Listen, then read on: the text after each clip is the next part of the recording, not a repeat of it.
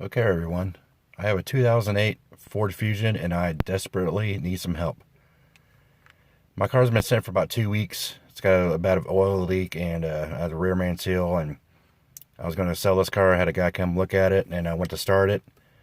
And again, it was sat for 2 weeks and then nothing. The car will not start. I put a new battery in it. Spent over $100 just to make sure it wasn't the battery. But what I have, when I'm putting the key in the ignition and I go to start it, nothing. I don't get any dash lights whatsoever. No crank, no starter sound, no fuel pump sound. But I do have the blinking light for the anti-theft. I've tried a couple other YouTube videos about the anti-theft. I haven't had any luck doing that. I've unhooked both battery cables, let it set for over 24 hours, put them back on, and I'm still getting the same thing.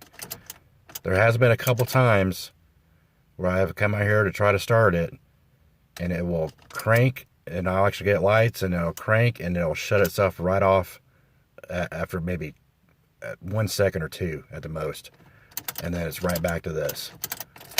So any help would be appreciated. I want to get this car sold. Looking to get a van for the baby. So thank you, guys.